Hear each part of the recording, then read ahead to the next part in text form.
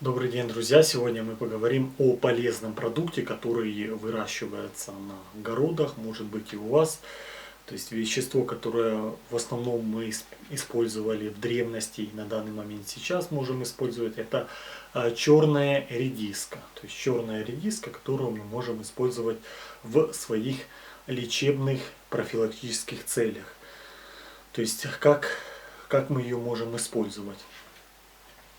Вырезаем в середине, так сказать, углубление и добавляем туда мед или сахар, то есть что у нас есть.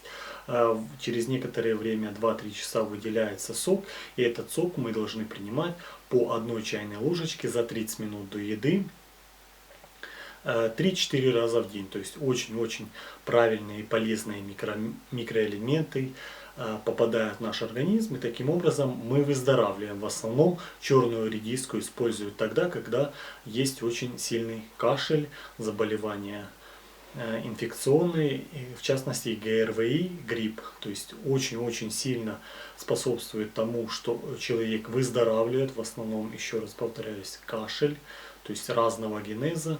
Таким образом очень хорошо отхаркивается и выходит жидкость нашего организма.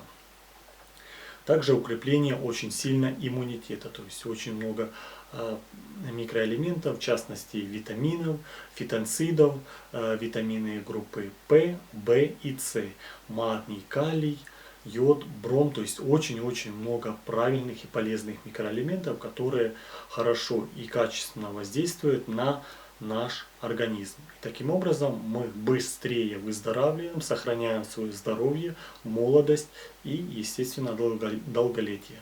Так что, пожалуйста, принимайте, укрепляйте свой иммунитет, будьте здоровы и до встречи в следующих видео.